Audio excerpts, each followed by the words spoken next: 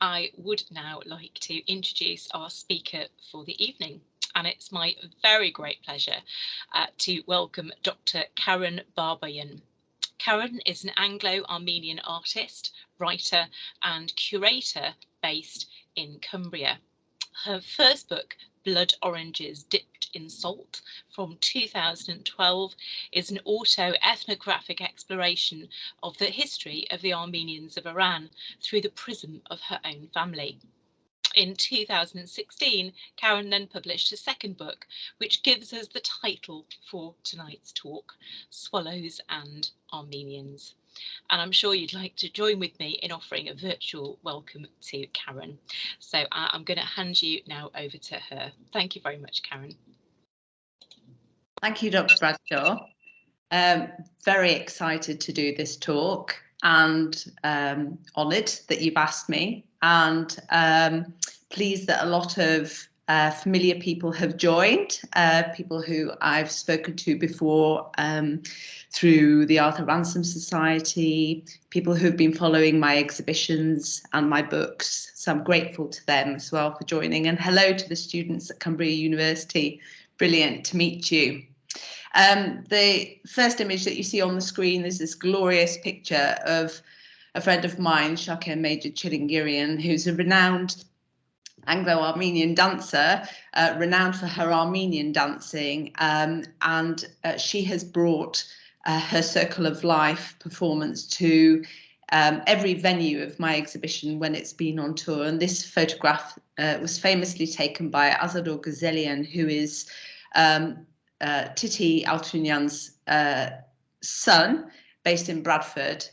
He's been a photographer for many years and has his own photo agency. And this is Shakir dancing on the shores of Derwentwater on the occasion of the opening of my exhibition at Theatre by the Lake and the launch of the book Swallows and Armenians.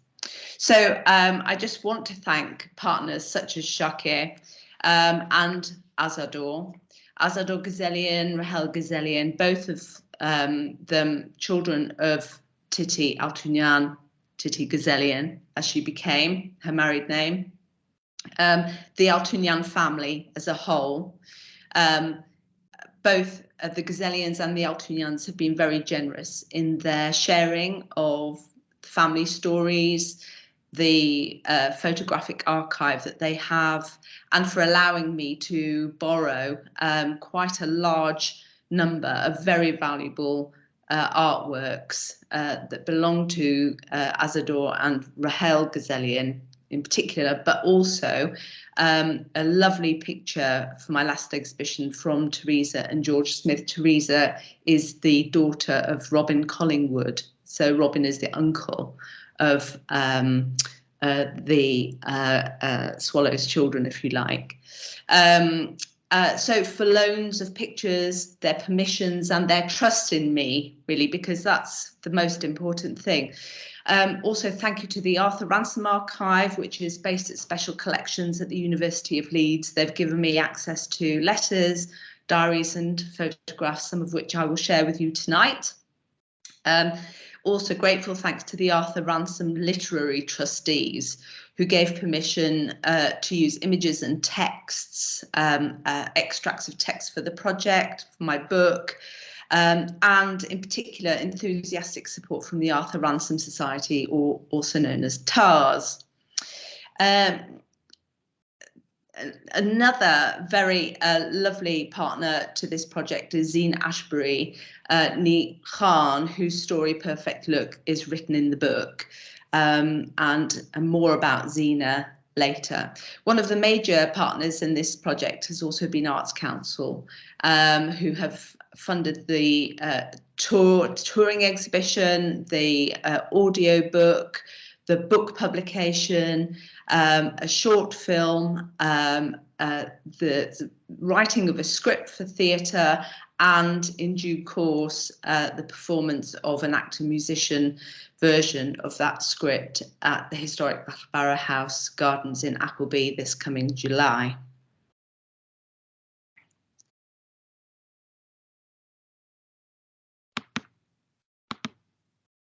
and a photograph of some of the partners in this whole project. So Shakir, Zina standing next to her, Zina Ashbury. In the middle is Rahel Ghazelian, myself, and to the right is my daughter, Persia Babayan Taylor, who has directed a performance, devised performance at Theatre by the Lake with the Young Company, the youth theatre, and who is going to be directing Swallows and Armenians at the Battlebarrow House Gardens. Persia also narrated the audiobook. So why is this important? Swallows and Armenians, Swallows and Amazons, published 1930, is a favourite amongst many generations of readers, but it stands for something very quintessentially white English, and it reinforces a cultural myth of a monocultural white Britain, where in reality Ransome was inspired by Anglo-Armenian children from Aleppo in Syria. And interesting that Sophie Neville, who was the first Titty in the 1974 film, sitting here in the boat, very pale blonde child, on her blog online, Sophie Neville, she talks openly about the Altunyan family, and in particular Titty Altunyan, and she says Titty was the name of an imaginative and highly original little girl who Arthur Ransom first got to know in the Lake District when she was 8.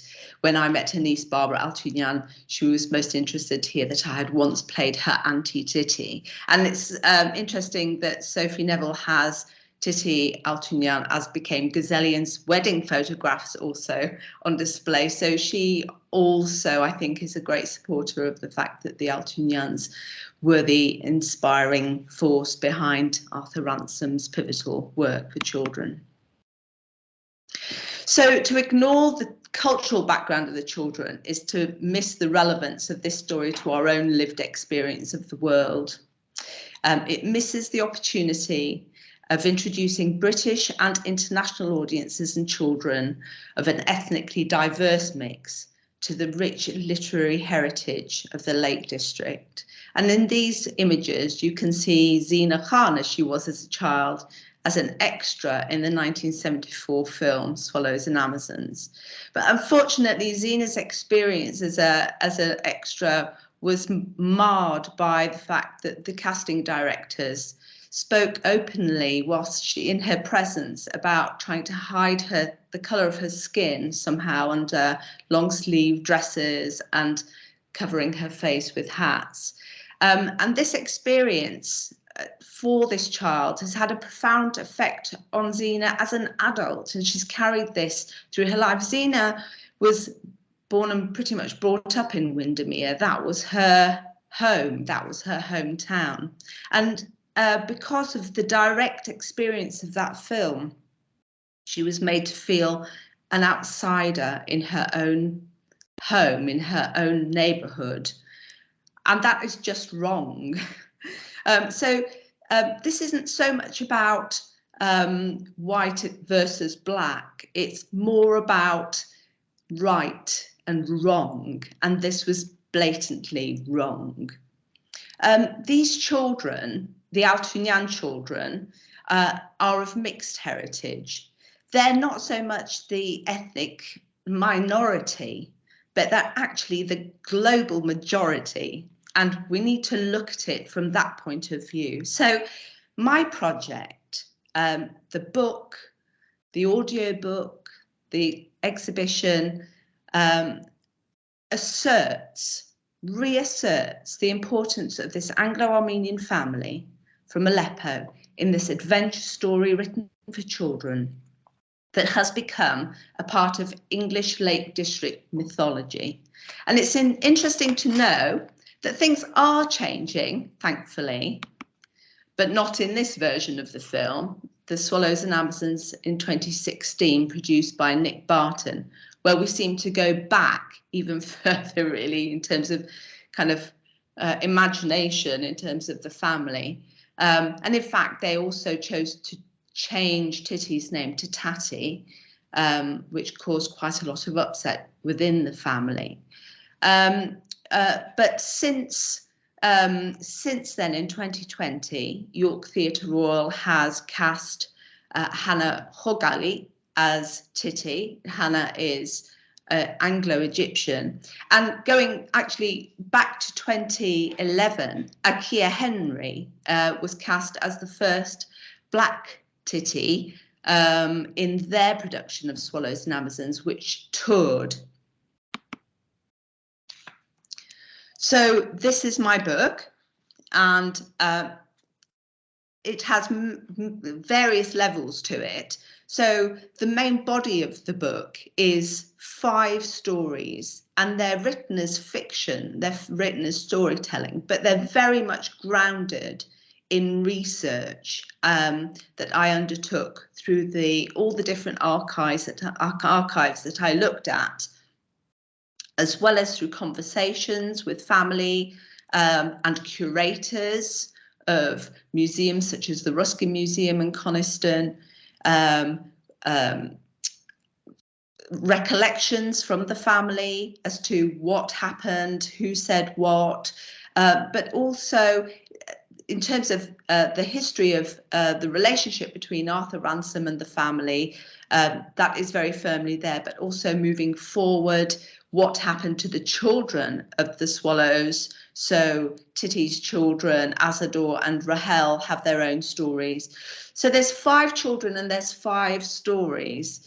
The first story is set in 1928 in Coniston. The second is set in 1932 in Aleppo, when the Ransomes visit the family in Aleppo, and there is a fallout, a kind of crack in the relationship suddenly appears. 1967 we move to, and that story is called Bluebird, after Donald Campbell's boat that crashed on Coniston that Azador saw on that fateful morning as a child.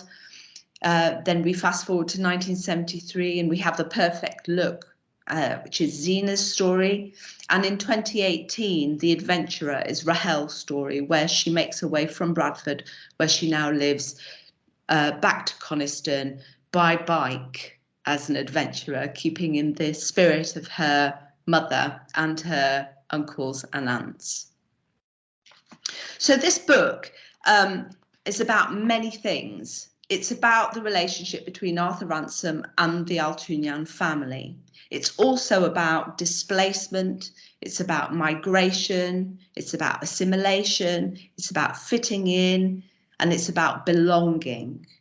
It's also about jealousy and love, Arthur's jealousy, jealously guarding his own fictional children as his own making, his jealousy over Dora and Ernest's relationship with Dora, because he also proposed to her and she rejected him, jealously looking at Ernest's family and thinking how things could be different, jealous of the Altunians' finances because they ran a very well-stocked modern hospital in Aleppo. Ernest was very jealous of Arthur's friendship with Dora. Arthur and Dora had a very long-lasting friendship right up to her death. They were writing letters to each other. He was calling her Beetle, she was calling him Toad. He was also very jealous of Arthur's literary success because Ernest also aspired to be a writer. Ernest, of course, is Dora's husband. So I just want to take you very quick stop tour through the launch of the exhibition at Theatre by the Lake. This is the book launch. This is how the exhibition looked there. The works that I created, quite a lot of them were derived from photographs from the various archives, the family photographs and photographs within the Arthur Ransome archive at the Brotherton Library in University of Leeds, but also objects and photographs of my own making and text works. Also a devised performance by the Youth Theatre, Theatre by the Lake, co-directed by Persia Babayan Taylor, where the children explored what it could potentially be like to have to leave your home in a hurry. And at the time the civil war in Syria was raging, and that's what we concentrated on. If it was now, of course, it would be to do with the war with Ukraine. This is the exhibition at the Queen's Hall in Hexam. It's the last exhibition that just finished a few months ago, and this is the main wall, which is a combination of text works. To the left, the text is from my own book, using some of the foods that would be familiar to the Armenian children in actuality. And to the right would be Arthur Ransome's fictional children, where they enjoy very plain English food. So, for example, Mate Susan had already cut 4 huge slices of brown bread and butter, etc., etc. These photographs are taken from inside Lane Head, which was the family house in Coniston. And I managed to gain entry one day and had a little wander around. It's now used as a retreat. So I happened to be there on a day when there wasn't anybody there, very lucky, and got some absolutely brilliant pictures. So obviously some familiar foods, baklava, chopped nuts, paper thin pastry, dripping with syrup. And this is the way the exhibition looked from above. And you can see to the left there are some framed pictures, and these were some of the paintings that were on loan from 3 generations of the family. We had W.G. Collingwood's work, 2 pieces by him. We had Dora Altunyan, the children's mother, who was an incredible painter in her own right. And of course, Titty Altunyan, or Mavis Gazelian as well. So she was known by various names. This beautiful painting of a watercolour painting of a swallow is by W.G. Collingwood, and it was loaned by Teresa Smith, daughter of, well, his granddaughter, basically. And it just was fabulous for this final exhibition at the Queen's Hall. And here it is hanging under the image Bluebird, which accompanies the story in the book.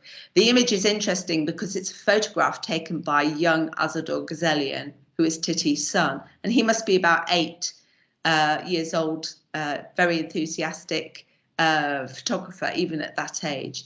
And he says that you can just see his mum in the doorway of the house to the right. This is the back of their house, Lane Head, in Coniston. Some of the images from the Brotherton collection at the University of Leeds, the Arthur Ransome collection, and where Dora has inscribed on the back who it is on the front of the picture. And so I used these and blew these up very large because they're remnants, they're traces of the family, they're traces of Dora's handwriting, they're traces of a moment in time, August 1931. And here, this ghostly image of the actual photograph seeping through into the back. Taki, Titty and Roger by Dora, September 1924. So the family, this photograph was found actually last year, about autumn last year, by Barbara Altunyan, who's Roger's daughter. Roger is the baby in the middle. And it was probably taken sometime in 1922, because he was born in that year, and he would be probably about 6 months old, no more than that, I should think. Taki, who's in the middle, the eldest child, is called Taki Harriet Altunyan. She was born in Hampstead in London in 1917, and Taki, or Takuhi, is Armenian for Queen, and she's named after her great-grandmother from Sivas in Ottoman Turkey. And Harriet is after her Northern Irish granny, Harriet. Susie on the left, Susie Arshaluis. Arshaluis means aurora or twilight, Altunyan, and she's also born in Hampstead in 1919. To the right is Mavis Araksi. She chose her to be known as Titty, after a children's story called Titty Mouse and Tatty Mouse. She was born in Aleppo in 1920.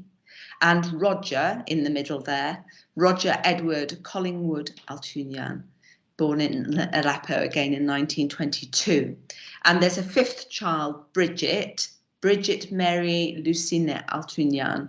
Lucine is a moon, in Armenian, and she was born in 1926. So you see here Dora, the mother. Dora is a Collingwood, a very well-known family of artists based in Coniston. Her father is William Gershon Collingwood. And these are her children, slightly more grown up. These children are the ones that inspired Arthur Ransome. And they're the ones whose imaginative, free-spirited, were unconstrained by social norms of the time. They had nannies who were their playmates. They didn't associate a great deal with other children. They didn't go to school. They were homeschooled. So their nannies were their playmates. And those nannies were also genocide survivors. The Armenian Genocide occurred between 1915 and 1923.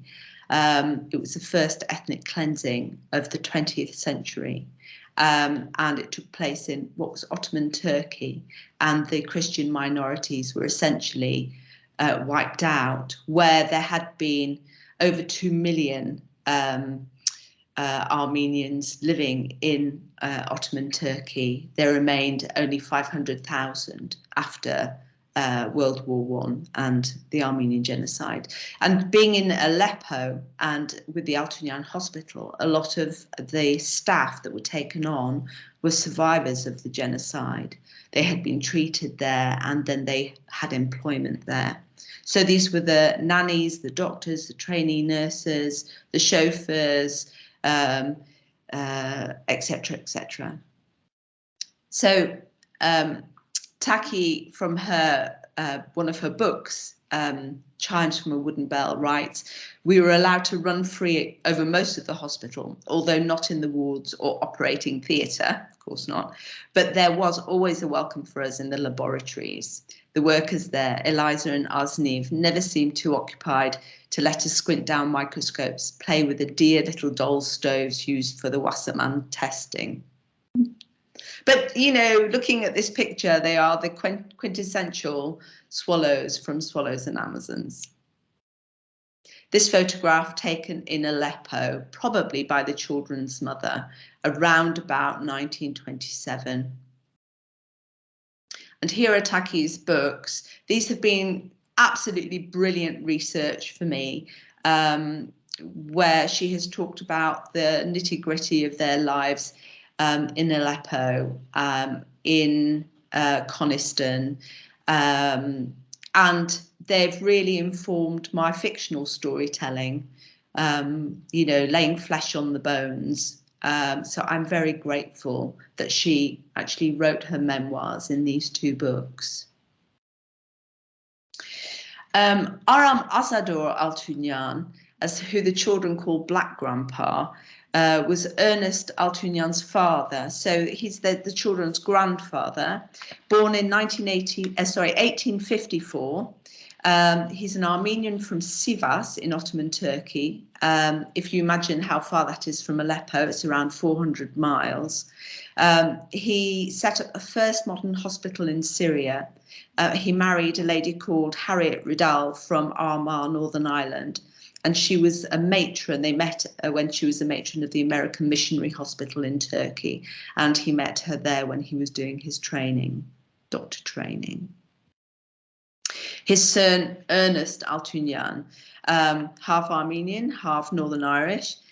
He was born in London, and he was specifically born in London because the Altunyans had lost their first child, who was a girl, whilst they were working. They had a mobile hospital and they were kind of traveling around treating people. They had their first child en route and unfortunately she died. So to have Ernest, Harriet and Aram Asador came to London and he did further paediatric training and she had Ernest. And he was, to all intents and purposes, brought up as an Englishman, educated as a gentleman. And he went to rugby school, where he met Robin Collingwood, Dora's brother, and Arthur Ransom, who was also a pupil there. So they were all students at Rugby.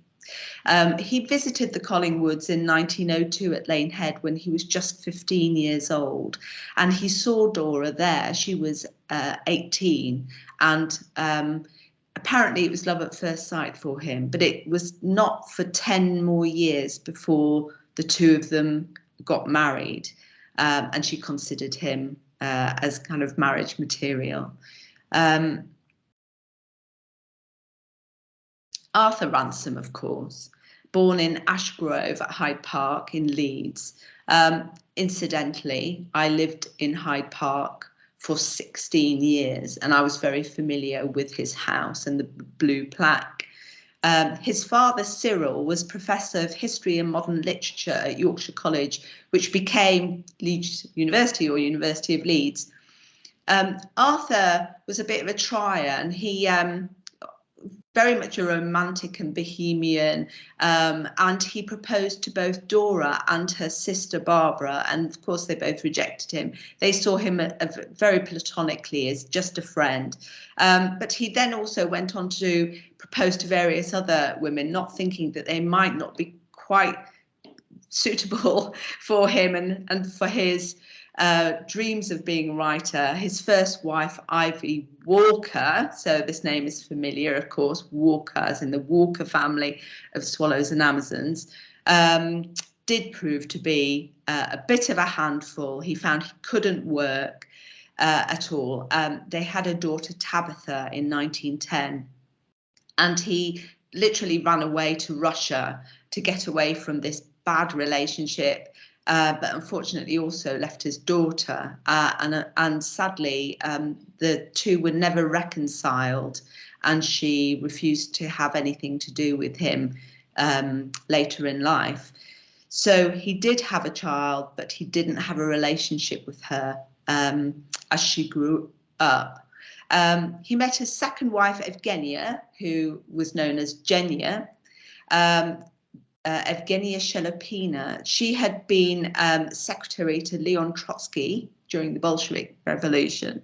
And of course, Arthur Ransom was in Russia. Now, he had gone to ostensibly research his old Peter's Russian fairy tales and to learn Russian. But at the time, the Manchester correspondent, for the newspaper, was taken ill, and Arthur Ransom was there at the time of the Bolshevik Revolution. So he stepped in and was then special correspondent for that duration. So here is William Gershom Collingwood. I hope you're all keeping up with me. There's quite a lot of information to take on board. So this is Dora's father, and Dora is one of the children.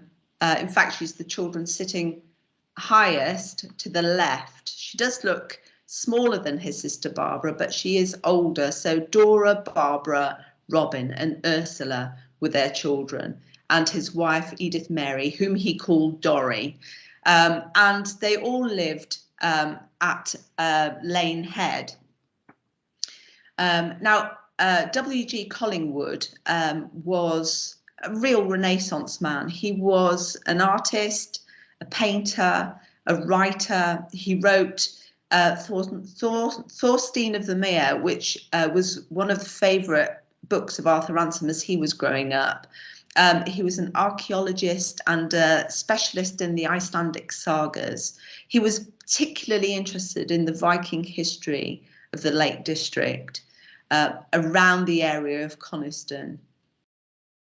His family originated from Greenwich, in fact, and he came up to live in Coniston through Ruskin, whom he met at the Slade School. So John Ruskin, so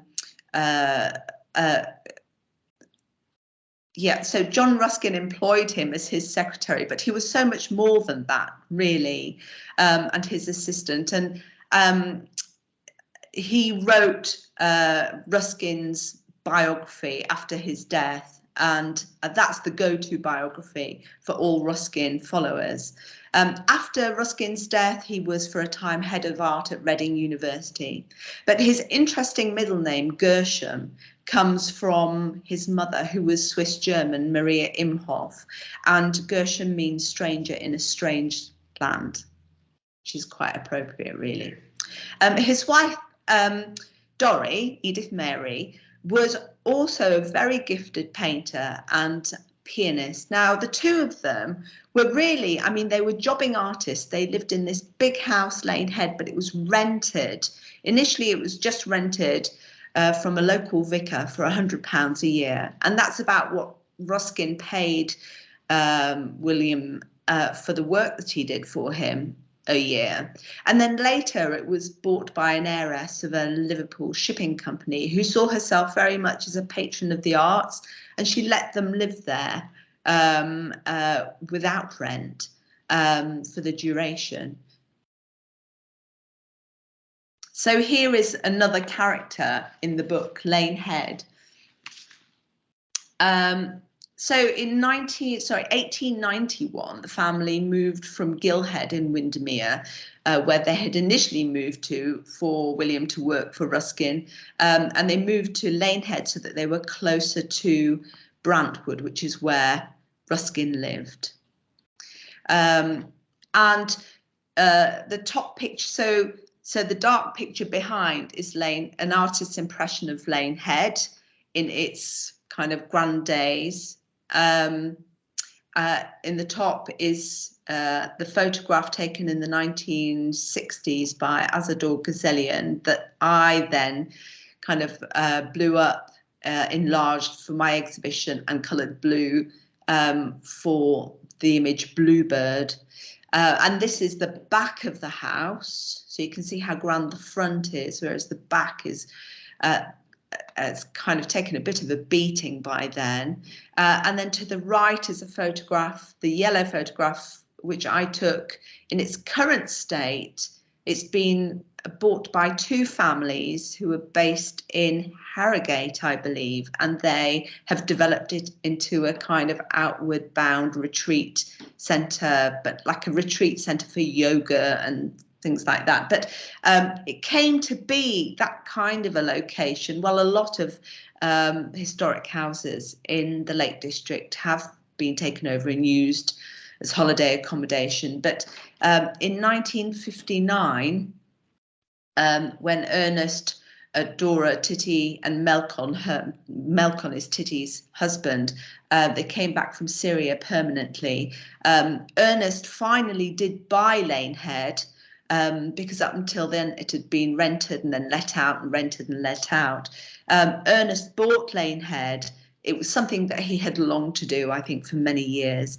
And then in 1967, after the death of both her parents, Titty and Melkon, her husband, sold Lane Head. They sold it to the Teesside Council as an outdoor centre. So in 1928, this is the year that is crucial in the writing of what became Swallows and Amazons. In 28, the family came to England to visit their grandparents. So the family were based in Aleppo and they came to England for their holidays to visit grandparents. Ransome had also recently returned from all his Russian adventures with Evgenia, his second wife, and had settled in the Coniston area of the Lake District. So obviously Ransome already knew the Collingwoods. In fact, he knew them very well indeed. He described them as being some of my oldest friends. He visited and stayed with them regularly as a young man, and in fact he saw himself as an honorary member of the family. He had lost his own father at the age of 12 and saw W.G. very much as a father figure. He'd met W.G. Collingwood whilst he was a teenager walking the fells above Coniston, and W.G. in turn was impressed by this young man who had aspirations to be a writer. And of course, Ransome knew W.G.'s work already because he'd read it as a child. So his favourite book was Thorstein of the Mare, a saga of the Northmen in Lakeland. And it was about a young Viking boy settled at Greenodd, which was a few miles from Coniston. And these children, so Arthur Ransome also called W.G.'s wife, Dorry, auntie or aunt. And then, of course, the Altunian children, affectionately called Arthur Ransome Unc Arthur, and his wife Aunt Jenya. So it's kind of full circle, really. So these two families knew each other very well indeed, and had a long history. So the three girls, Taki, Susie and Titty, in that photograph, appear here on Mavis, which is one of the two boats belonging to the family in Coniston. Famously, Ernest and Arthur went to buy the two boats together from a boatyard in Barrow. And the other, of course, is called Swallow. So here, this model boat that I've made is a replica of the original Mavis. It's called Here Are the Swallows, and it's painted in the authentic colours of the boat. And this image has been the flagship of the whole project and appears on the cover of the book and all the exhibition posters.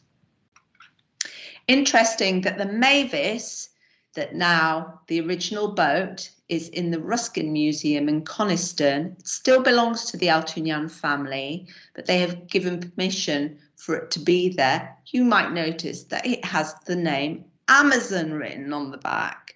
Now, the reason for this is that the Arthur Ransome Society paid for and fundraised for the renovation of the boat that was kind of going to rack and ruin in a boat shed in Coniston. Ernest at some point had tried to mend it, and not really being that way inclined, you know, he was trained as a doctor, apparently made a bit of a hash of it. So it really needed a lot of TLC.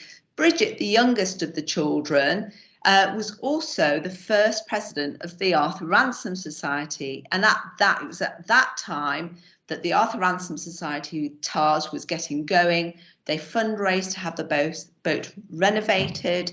And the curator of the Ruskin Museum said that there was some debate as to what to call it.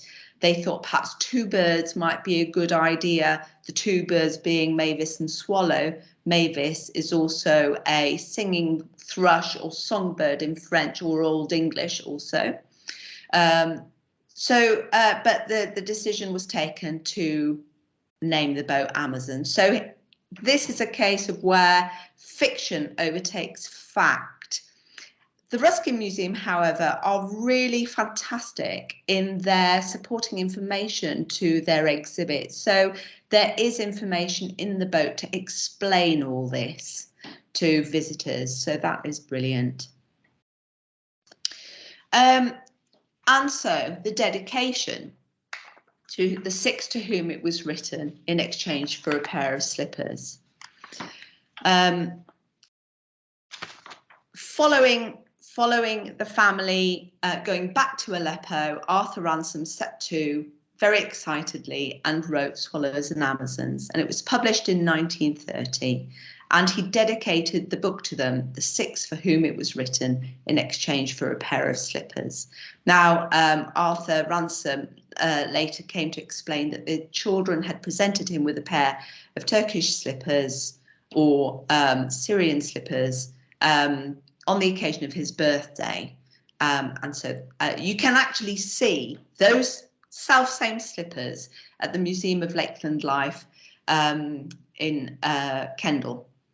The family were delighted. And so I'm going to go through some letters which just show the kind of enthusiasm that the family had for the writing of the book, their extreme affection for Unc Arthur, and he for them also. So Ernest and Arthur, you might think that their relationship was always a kind of competitive one, but in fact they both shared great love of sailing, a great love of writing, a great love of adventure. And so this is Ernest's letter to Arthur having received the book, which Arthur sent post haste to Aleppo. So he starts Aleppo or Hell, July the 20th, 1930. He says, I'm writing in bed smoking. Dora's on the terrace. Roger, I mean boy Roger, is recovering from having his tonsils taken out by me this morning. All day it has been howling from the west, a hot wind blowing up dust, garbage and people's tempers until murder seems the natural reaction to being asked to do anything. Grandpa is away on a sea trip, or else we should have been all in the hills long ago. The boy Roger, this kind of refers obviously to swallows and Amazons. The boy Roger has been ailing for some time, and I at last screwed up my mind to operate on him. A nasty job, I can tell you, and one that simply makes me feel like a murderer. And then he goes on, but what the hell is all the bleating about when all I want to tell you is that Swallows and Amazons has arrived? And I sat up all night, and Dora sat up all night, and we grabbed it from each other, and the children took it in from order and devoured it with the same intensity that they suck oranges through sugar lumps. What I most especially like and marvel at is your extraordinary accurate characterization of the kids. Each is just right, as far as I know them, and each got a really good look in. And though Titty is the heroine, yet all the others get a really good share. You've made me to bulge with paternal pride, and I kept saying to myself as I read, damn fine sporting kids, and then realising that they were mine. A most exhilarating experience. And he goes on, Captain Flint is a very good you. And then further down, I am quite content to go down to posterity as the author of the famous Duffer telegram. So you see how excited, and they can see that his family is in it, that he is in it, that in fact Arthur Ransome is in it. And Dora sends a letter in this kind of vein. The children each send a letter, such as this one. This is from Titty, the eldest of the children.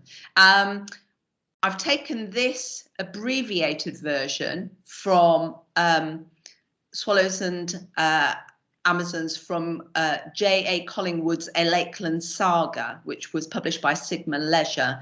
It is in the Arthur Ransome archive at Leeds, but I haven't yet come across it. But in any case, my dear Uncle Arthur, Swallowdale is even better than Swallows and Amazons, and you needn't have been so pessimistic about it. We do such a lot in the book, and so many things happen. I've been trying to dive like Captain John ever since I read the book, but like Nancy, I can't possibly keep under. I don't care what you say. We all think Captain Flint is exactly like you, is you, in fact. I'm not going to write to you again until Swallows in Syria is in print, and you can't write that until you've been here. So do pack up and come. There's no excuse for staying where you are. With love from Captain John of SD Swallow. She very, very much so feels that she is John in the story.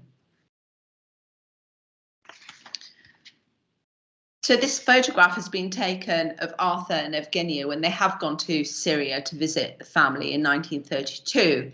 And in it, there's 4 of the children, Titty, Taki, Roger and Bridget.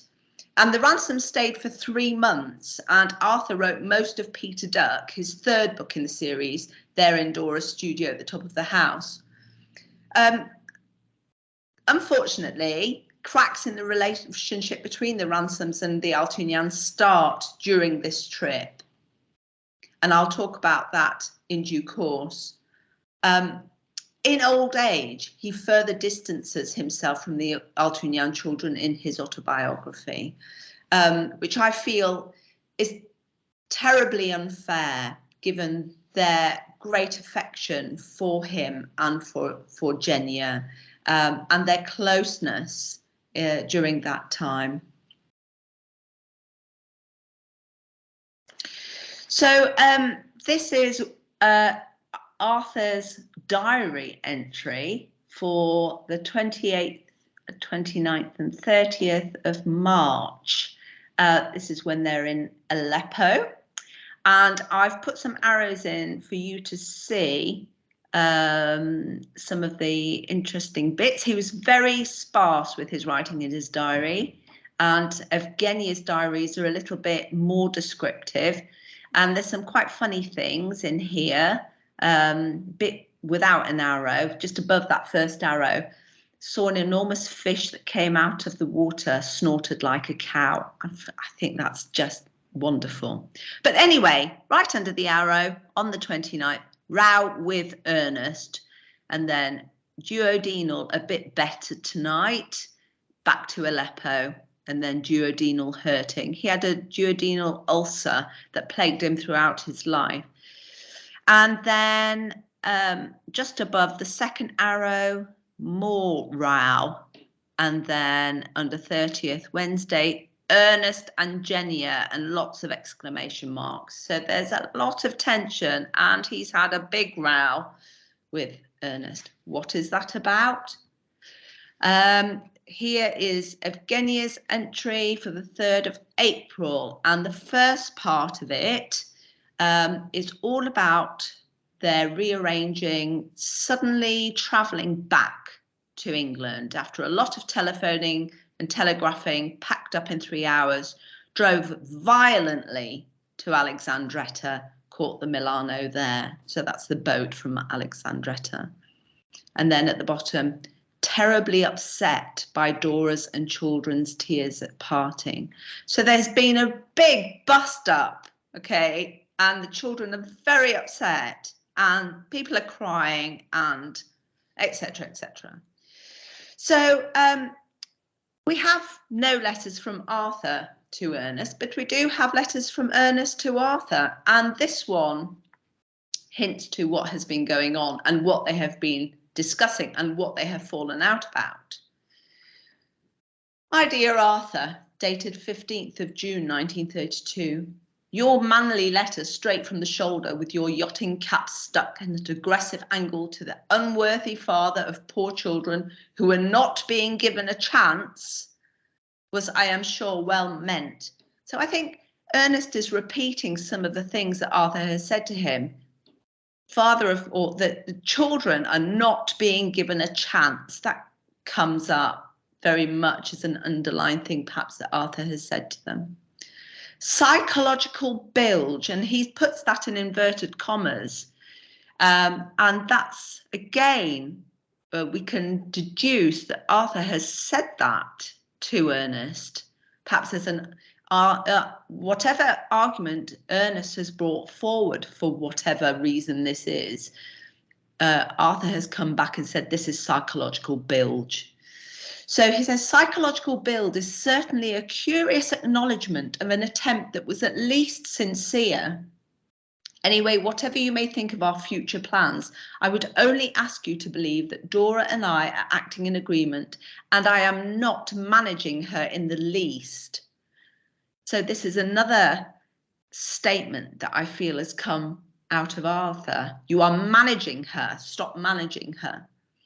And I noticed you also consider that I have been inconsiderate enough to keep her out in the East for too long. So inconsiderate enough to keep her out in the East for too long. So Arthur is chastising him to keeping Dora out in the East for too long.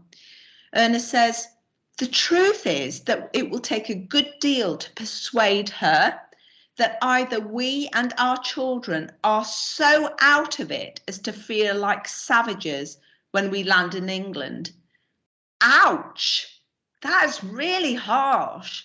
Has somebody said that you will feel so out of it as to feel like savages when you land in England? If it has been said, it's pretty poor, isn't it? No consideration on earth will induce us to arrive a minute before we actually have to. And I think your fears as to acclimatization is not correct. He goes on. So now it becomes clear what the subject is. So long as the children can sleep out of doors and lead a reasonably healthy life, I am prepared to stick it. After all, they have been in England before. As to their fitting into English life, I am not particularly anxious about that. I hope they are not precocious as other children, and certainly I agree they should differ in certain important essentials of attitude towards religion and sex. As to their standards of education, okay, so now we're coming to the crux of it. As to their standards of education, they have had their examination papers sent twice a year to Oxbridge and their papers marked and commented on. No hint has been given that any of them are behind their age. You may be right. If so, it should alter nothing. For in spite of what you maintain, that they have been brought up in the way I believe in, and if I had the time over again, I would not have sent them to school before. The future will otherwise show which of us is right. I cannot help thinking, however, that the way you, and he puts a question mark there, to their, or refer to their upbringing, is that they have been under my influence too long. And then this bit is really, really upsetting, actually, because I think up until this point, Ernest has felt that Arthur was his friend and his equal. And following this row, it's very clear to him that Arthur does not consider him as a friend or as an equal. And this really hurts because actually, Ernest is a highly educated man of medicine, son of an eminent doctor. So he says, why after years of apparent friendship, you should suddenly decide that I am such a pernicious and underhand person, I can't think. I prefer to think it is just stomachache, and that when Peter Duck is finished and your ulcer is quiet, you will accept me as a reasonable human being. So, and then a second letter, because obviously Arthur hasn't responded to that. Second letter, he says, my dear Arthur, just a word to say that I am here. If you care to say anything, you can see that Ernest is going, please talk to me. I really miss you as a friend. Please talk to me. He says, I have hundreds of things to say to you and I simply can't. And then he pleads, please, however, don't give me up, as if he is the person in the wrong. When you express your passionate dislike of my character, as shown up by myself under stress of work out here, I think you don't quite understand all the stress and play events on me. I may be dull, stupid, coarse, bullying. Oh my goodness, if that's what Arthur has called him. But one thing is quite certain, I have got hold of the right end of life, and I think it is really worthwhile trying to put up with me for that reason. It's really very painful to read these private letters because you really feel for Ernest and you think, hang on a minute. It should be the other way around. He says, you may think me in bad taste, but you would be wrong, I'm sure, to give me up, as I know we are on the same road with our faces set towards beauty. And then he concedes, he says, well, the decision has been made. Taki, Susie, Titty to one school in the Lake District, and Roger, if possible, to Abbott's home. We shall leave in time to arrive in England at the beginning of summer. If Dora is alone, I shall ask you to meet her and charge me with all travelling expenses. He goes on about the kind of nitty-gritty of how he's going to kind of lose a lot of money whilst he is away as well, and but that Dora and he have both decided to send them at all costs because of their impossibility of meeting others of their own age out here. I am afraid and I loathe and fear the average girls' school. And then he says, to finish the letter, it is the complete annihilation of 17 years of married life. We must now swiftly begin again. whilst I scratch here around here grieving, they are off to sweet school hills. And then he finishes, however, that will not interest you. So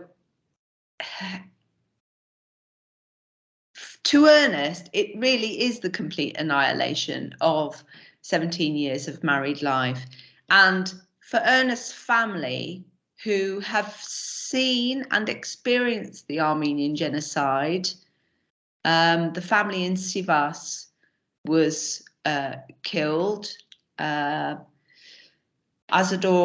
Aram Altunyan's brother was murdered in cold blood in front of his family in the street. They had to leave their home in Sivas. They saw the refugees and the survivors of the genocide coming into Aleppo. For Ernest, being separated from his family is horrible. I want to just come back on a slightly lighter note. These are some letters from Titty to Uncle Arthur. The first one, it's very sweet. Come and see what we're really like. This is dated 1930, December 1930. She's written it in Aleppo. You can see it to the left here of the screen. Much love from Able Seaman Titty. She signed it. There's an absolutely beautiful drawing, which the style of which you will recognise from Swallows and Amazons. And Titty was very much, even though she was very young, she contributed lots of ideas and drawings to Uncle Arthur, some of which he used in the book. She very much saw him as a friend. I mean, perhaps because they didn't have a lot of playmates their own age, they very much saw the adults in their environment as their playmates. So Arthur sent her a letter and he's asked her, and it will be clear when in her letter, "Dear Uncle Arthur, we all got your letter today. As you asked for some subjects for your new book, I will try to think of some. Make it with a treasure or something hidden somewhere, on an island, of course, so there will be something about boats in it. And let the swallows, that is, if you are going to write about them again, find it after a lot of adventures, and let everyone make a discovery of some sort. Of course, this is a very bad idea, and perhaps Tacky or Susie will give better ones, but that's the only idea I have. And I do not expect the Queen will buy that. So you had better follow the others' advice." And then she talks about Christmas, and she talks about their boat, Beetle 2, that they've got in Aleppo. Now, this next part of the letter is interesting because later Jenya claims that Dora has never seen her children as Arthur, Ransom, Swallows and Swallows and Amazons. However, Titty says, "I've just had a pause in this letter trying to think what to say next. And Mummy says, if you want to write another book about us, you had better come here and see what we are really like. Because, you know, we are all 2 years older than when you saw us last. And if you did that, you would be able to write a book that is really like us.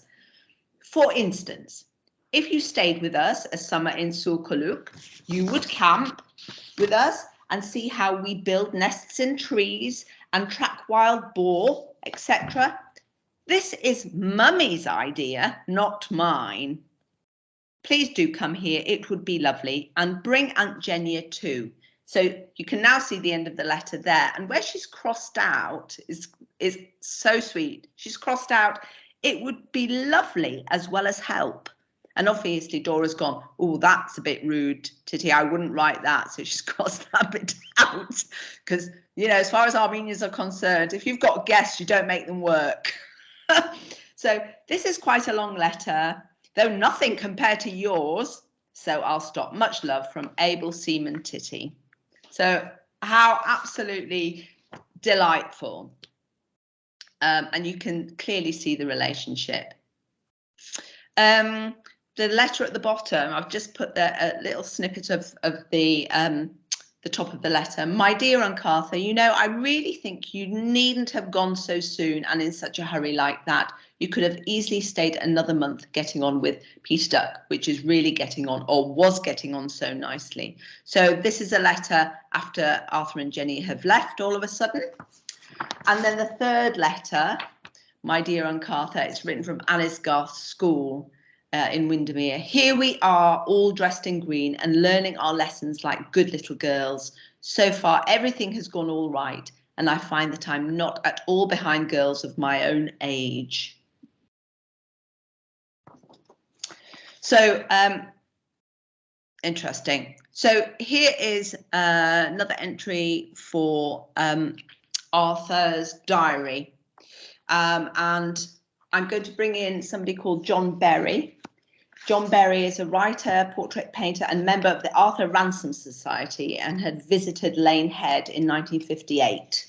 And he was directed by locals in his quest to meet the author of his treasured childhood books. He found, to his amazement and delight, the Altugnans, whom he saw very distinctly as Commander Walker, Dr. Ernest, and Titty. Bankground Farm, the farm below Lane Head, looking exactly like Hully Howe as drawn by Clifford Webb in the book's chapter 1. The location of the field where Roger tacks down towards the lake in the book, and the boathouse, instantly recognisable from the frontispiece of Swallows and Amazons. He says Ernest was very kind and never boasted of any connection to the books, but offered to make the introduction to Ransom, arranged and took him to Hilltop Cottage, the Ransome's then residence. But Berry was disturbed by Arthur's coldness towards his old friend, and 33 years later, John Berry found himself going through the Ransome diaries at the Brotherton Library, University of Leeds. And this is what he found. So the first arrow, the first arrow shows BCG writes that Ernest is very busy taking conducted tours to Wildcat Island, exclamation marks. And then down to the bottom left-hand side, right at the bottom, Ernest Altugnan bought a Mr. Berry who had called at Lane Head. Why? With an answer I had written to a fan letter of 20 years ago. Ernest has put him up at Lane Head for 3 days, and as usual, had more or less given him to suppose that he, Ernest, made my book. And then the third arrow in the middle, what a man. But in the end, I shall be driven to explain that all I had done was to change the names in an already nearly finished book, solely to give the little Armenians the fun of pretending. So John Berry writes, this was really a sad and grotesque travesty, completely at variance with the Altugnans and his original dedication of Swallows and Amazons. So on to that dedication and the entry into his autobiography. So the dedication was replaced by the author's note sometime in the late 1950s, 1958, I presume, how Arthur came to write the book. It's all of his own imagination and experience. And to give him his due, obviously, he has had a good deal of experience coming to the Lake District on holiday, with the Collingwoods on the lake, and all about that. So that's fair enough. However, to then go on into his autobiography, and which was published in 1976, he writes that the main reason for the trip to Aleppo was to find a cure at the Altugnan Hospital for his duodenal ulcer, and that Ernest Altugnan, and he refers to him as Robin Collingwood's rugby friend. He doesn't mention that he himself knew Ernest at school, or doesn't mention the summer of 1928 they'd spent together sailing on Coniston Water, that Ernest had written that he could guarantee to cure my miserable insides. But then he says, but the main object for which we had risked bankruptcy in coming to Aleppo was not achieved. And then this is where it becomes very painful for the children. He distances himself from them, erases his former close relationship by saying, They had identified themselves, in brackets, regardless of sex, with my characters. And so when we go back to that beautiful letter written by Titty, signing herself off as John, you know, that she had imagined that she had been that main character, my dear Uncle Arthur, Captain John of SD Swallow, you know, that is very painful. What I'd like to say is that the Arthur Ransom literary trustees have reinstated the dedication, as well as Arthur's own author's note. Since 2016, it appears in all the republished books. So that's brilliant. Thank you. So Titty's portrait is quite controversial. The family say that Arthur and Evgenia wished to take Titty with them back to England. Barbara Altunyan, who's Roger's daughter, said Uncle Arthur always liked Titty. She was very artistic and imaginative, and so they had a lot in common in that respect. He used to send her snippets of his new book and pictures that he had started to draw, which she could finish, and the pictures ended up in some of the books. She says that Ransom had basically insinuated that Aleppo was not a good place to bring up Titty, and they could give her a better life and education in England. Barbara says her parents took great offence, and Arthur and Evgenia left very abruptly, and Dora gave him the portrait instead. So that is the family's take on it. However, I've had that corroborated through published work by John Berry and Roger Wardale. Roger Wardale was founding member and former chair of the Arthur Ransom Society. Both of them referenced the portrait of Titty, which hung on Ransom's wall at the Heald, which was their home partway up Coniston Water, and the portrait followed them everywhere. John Berry says the ARs subsequently asked Ernest if they might adopt her. Not surprisingly, he refused, and Dora gave him her portrait instead. And Wardale concurs, Titty was the Ransom's favourite, and the childless Ransoms would have liked to adopt her. Instead, they were given this portrait by her mother. So, as well as the schooling, there's this added tension. And now to this very poisonous letter from Jenya to Titty, following a television broadcast where Titty is interviewed in 1967, I think by Granada TV. I have not been able to find a copy of that. So I can only see take from Jenya's letter what she's talking about. So when Swallows and Amazons, she starts off, dear Titty, and that's really important because later on she'll say something quite funny. When Swallows and Amazons was first published and given to you, though it was dedicated to you and some of your names were given to the Walkers, your mother knew quite well that the Walkers were not the portraits of her children. So I just want to go back to that letter that the child Titty writes, that Mummy says, if you want to write another book about us, you'd better come and see us here in Aleppo, okay? So, and so did you, the children at the time, at least the elder ones. Your mother always made it quite clear when in talking or writing she meant her children or Arthur's children. You knew how different you children were from the Walker children, and how different a book about real you and your adventures would be from Swallows and Amazons. Unfortunately, as you grew older, you forgot it and started claiming that you were the originals of the Swallows and the inspiration of Uncle Arthur's books. Uncle Arthur never mentioned either publicly or privately the name Altunyan in connection with any of his books. That's true, he never did mention the name Altunyan. The dedication of Swallows and Amazons was quite anonymous enough. The names John, Susan, Roger and Bridget were ordinary and common enough. Titty was different, yes it was, but then you have stopped using it very early on. Excuse me, but she's written this letter to dear Titty, so that's interesting. And John was not an Altunyan name. There was nothing to connect you with the Walkers, and you could have remained anonymous if you so wished. But obviously, some, if not all of you, preferred a bit of publicity and reflected glory. So to go on, she talks about Titty's broadcast. It was a very short interview from all accounts. But your own performance is the last straw. Someone told me about it, and not without difficulty, I got a transcript of the broadcast. You may think that you were paying a pious tribute to Uncle Arthur's memory, but I call it something very, very, very different. It was a show in very bad taste. It makes me sick. It must have made Uncle Arthur turn in his grave in disgust. I mean, that's very strongly worded letter, and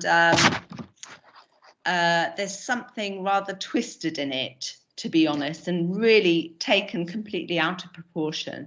Titty's answer to Evgenia a month later is much more measured and grown up. And she's writing from Mellorfold, which is the bungalow they bought after selling Lane Head. This is a grown-up woman with 3 children, one of whom is, the youngest, Annie, had Down syndrome, was profoundly disabled.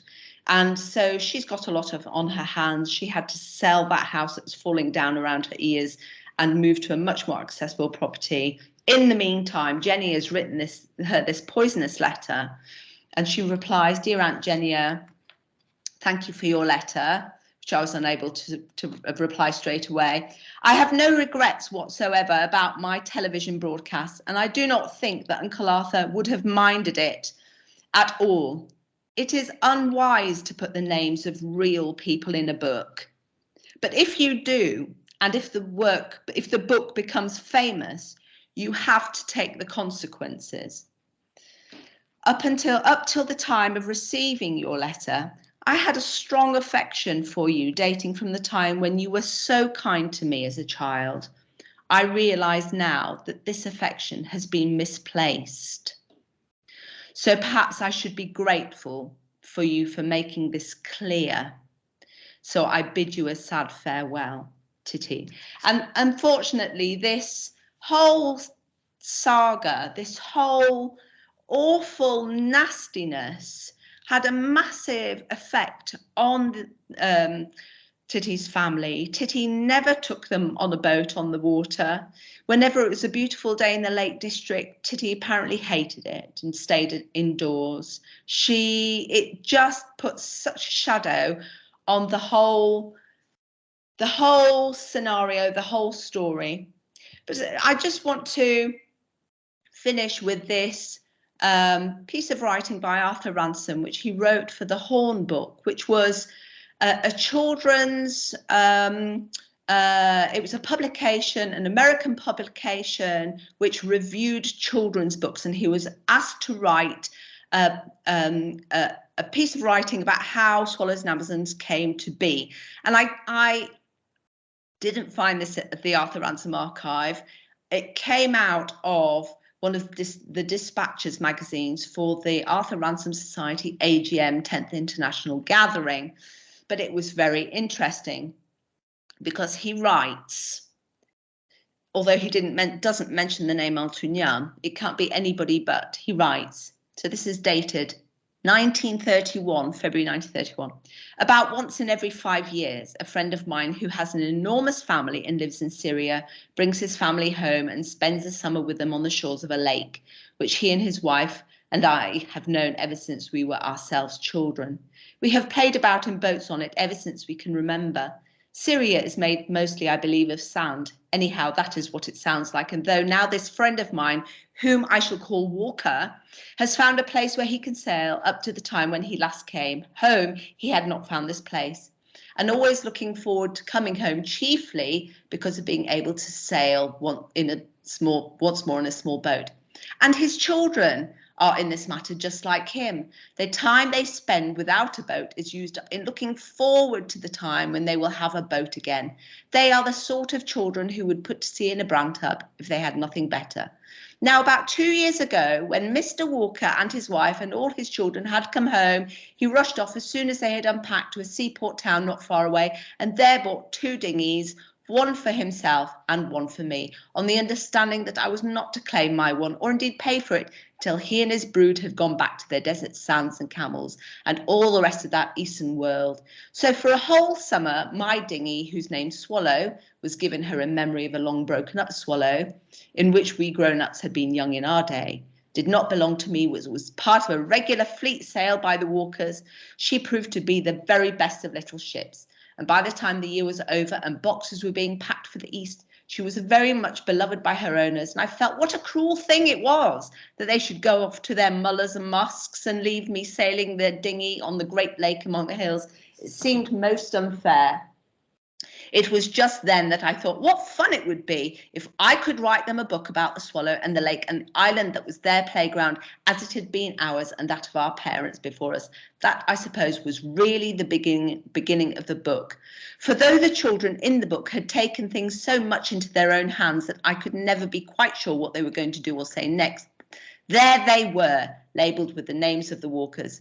And oddly enough, I could not change their names, though it sounds so simple just to go through the book with a pen and put new names in and cross out the old ones. So there could be no possible pretending that the people in the book were not the people they actually were. Besides that, the older Walkers were among my best friends, and I began to wonder what would happen if they did not like their portraits. And still worse, if Captain John and Mate Susan and able seaman Titty and the boy Roger did not like theirs.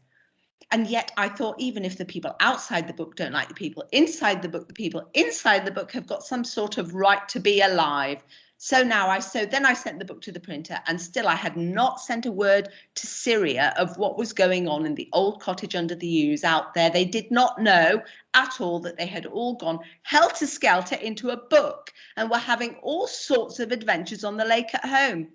At last I persuaded the publisher to let me have a very early copy of the book, so early that it had a misprint on it, that is in none of the later copies, so early that I was able to send it out to Syria nearly 3 weeks before the book was published. And then I went fishing as hard as I could, trying to forget about it. And at last, just 2 days before the book was actually published, there came a cable from Syria. I can't very well tell you what was in it, but I can tell you that it was from the crew of the Swallow and their parents, and after reading it, I was so pleased that I wanted to sit down right away and start writing another book for them. I wonder if I have time. Karen, we are actually running about 20 minutes over time, so I don't think we've got time for Q&A either, but if you maybe want to just round it off, and I'll just I'll do some concluding comments. Thank you. Okay, that's it. Okay, so thank you very much for bearing with me. These are where you can get their books, information about the whole project, and the forthcoming Swallows and Armenians presented by Cumbria Opera Group on the 9th and 10th of July. That's wonderful. Thank you so much, Karen. I'm also just going to put your website link into the chat box because we don't have time for questions. So in case anyone does want to follow up on any of that with you, because it was absolutely fascinating. I have to say, what an extraordinary piece of detective work, you know, along with everything else that has come through that. It really was absolutely fascinating. And thank you so much for not only sharing the story, but sharing the kind of visuals and the archives and the letters. It was a really riveting talk, so thank you very much. I'm really happy that you agreed to contribute to our cultural landscape series. It's useful. I hope it's useful to the, you know, contributing to the knowledge around this book and the circumstances, and also redressing the imbalance and the wrongs that have been done to these children. Yeah, absolutely. And it also very much relates to current debates about, you know, the Lake District and the sort of monoculture idea and the lack of diversity and visitor engagement. So it's very current, as well as obviously relating to a writer whose work and whose legacy continues to play a really important part in how people engage with that place. So thank you so much. I'm sure that our audience would want to give you a virtual clap for that. We're getting some lovely comments through in the chat box thanking you for the talk. There's a question about recording, and yes, the recording will be available in a few days. It will be available on the University of Cumbria Twitter feed, and I'm sure that Karen herself will retweet and probably make available on her own website. So thank you very much, Karen. Thank you to our audience for joining us, and good evening. Thank you very much.